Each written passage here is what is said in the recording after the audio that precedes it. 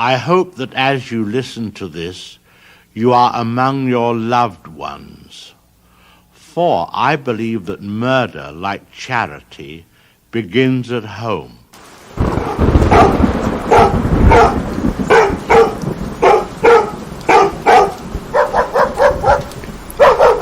At 3 a.m., the girl wakes up. She goes down the corridor, opens the bathroom door, gets in, switches on the tap of water and starts washing her face up. She gets done, she hears some weird sound. The OB coming down from the kitchen, the floor's mess with glasses dropping cause somebody broke in. After hearing some weird sounds, the girl runs back to her room upstairs, closes the bedroom door, locks herself up, and tries to look for a gun after survival instinct kicks in. The girl fails to find the gun. Unfortunately, she begins to shake.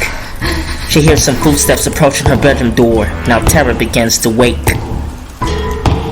So the girl screams for help, but nobody seems to listen or hear. That's because it's an ambush. This man who broke in murdered every single person in the neighborhood, so the girl was the last victim left. What obnoxious punks to be weird. So the girl opens the window, stares and looks outside. With the wind blowing, she tries to jump out. The man approaches her bedroom door, breaks it open. The man gets in, the girl jumps out, and drops in the pool. After staying in for seconds, the girl swims out of the water, cause she could barely breathe. Comes out of the pool, runs as fast as she can, trying hard to merely leave. But the man also jumps out of the window and follows her. While she runs as fast as she can, the man walks slowly, having a knife, a sharp blade spiked with a hacksaw right up in his hands. So what happens to the girl? Make your mind and the story.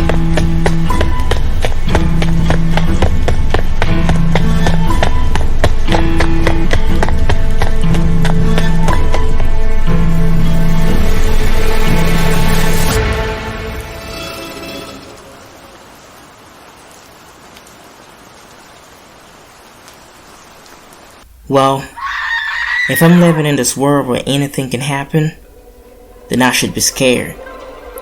It becomes weird when fear runs the hell in us, torturing our minds, making us vulnerable, adrenaline rushing in, not ready for anything but fear be making us blind when the enemy comes for us. Yeah, though I walk through the valley of the shadow of death, I will fear no evil. I mean, those are the words to pick. For the enemy attacks the strong and usually reserves the weak. So he comes with pain, torment, affliction, and never wastes his time trying to better your life or try hard to enlighten you.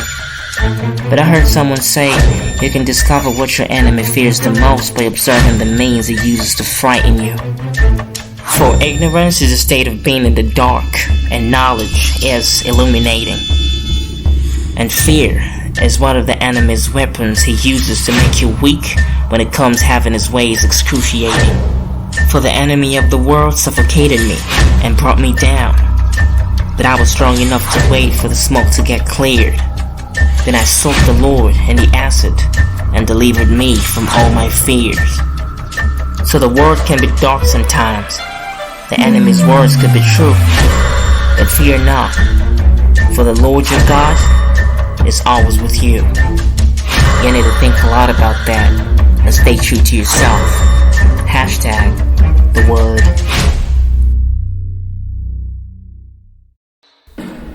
Now fear is my weakness when I'm under attack by a menace. But fear becomes my strength and power when I indulge in self-reflection. Fear is a sickness I have when I let it creep down, crawling like a toxin passing through a bloodstream with a scheme to make me weak, causing harm with malice. But fear is my challenge and demon to face without struggling with my own self-deception to say I'm not scared when I am. But I know it's always important to face fear with courage, increasing logic and self-control, taking a deep breath before I let it overwhelm my body so hot while adrenaline floods my system, having beads of sweat trickling down my brow. But I know God is always with me, and for as long as I'm still alive, there's still hope. So you need to think a lot about that and stay true to yourself. Hashtag the word.